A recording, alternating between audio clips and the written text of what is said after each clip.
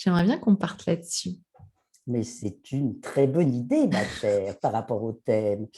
Et c'est pas exceptionnel, ces considérations ne sont pas exceptionnelles à la ménopause. Elles considèrent toutes les périodes de nos mutations et, et de nos transformations. Hein. Le fait de devenir mère, on pourrait mettre la même chose. Le fait de se mettre à un premier travail. Ça veut dire que notre vie est quand même une succession de mutations et transformations qu'on ne connaît pas complètement bien en Occident. Hein. L'impermanence de la vie ne fait pas partie de notre philosophie. Nous, on veut bien que les choses... Il y a une illusion de continuité, tu veux dire, quelque part? Exactement, oui.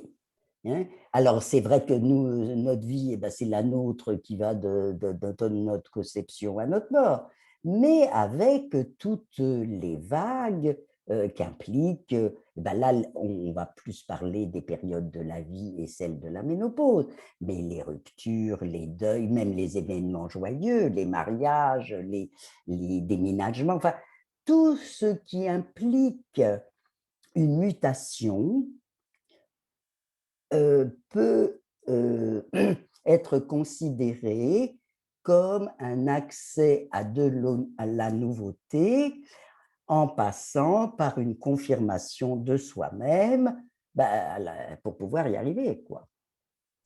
Et un petit peu plus loin dans le livre, tu nous parles aussi d'une notion de deuil. Ça veut dire qu'il faut abandonner quelque chose pour renaître à autre chose. Alors voilà. Voilà, et ce qui est quand même tellement mal transmis à nos chers petits, hein, de leur permettre d'avoir un accès à cette notion de la mort, et alors qu'ils l'ont, hein, et les feuilles mortes, les animaux morts, pour eux, eh ben, ça leur importe, ça les intéresse, ils posent des questions. C'est pas quelque chose qu'ils n'abordent pas dans leur questionnement. Et nous avons encore beaucoup de théoriquement pudeur, mais de la maladresse et de l'ignorance, à leur dire, mais ben, voilà ce qui arrive à tout ce qui est vivant sur notre planète, parce que nous aussi, c'est notre lot.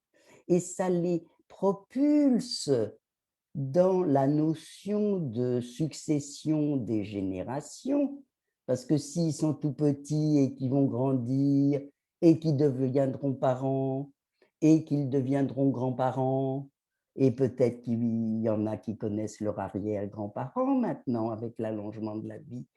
Donc tout ça leur donne une perspective qui leur permet d'intégrer la succession des générations et donc d'admettre qu'un jour, ils mourront aussi, pas pour les attrister, mais pour les promotionner, pour les faire grandir, pour leur permettre de les propulser dans leur futur et leur âge adulte.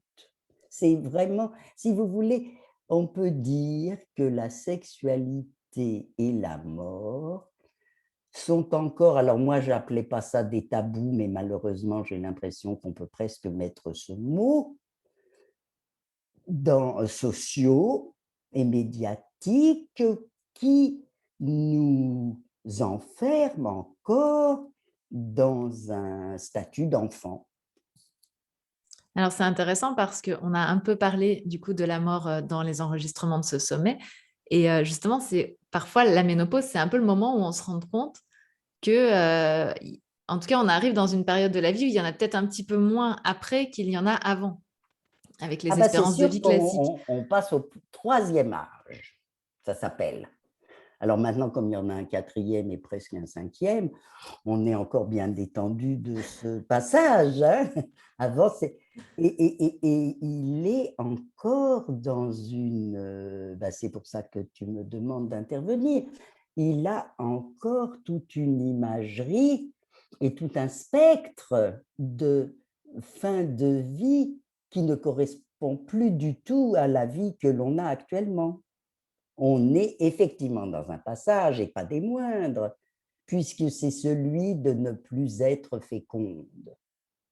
Alors, c'est quand même un renoncement, une acceptation, une intégration, un ressenti, une conscience, et qui va donner tous les troubles que tu ne vas pas tarder à me demander ou à énumérer, si on ne fait pas ce travail,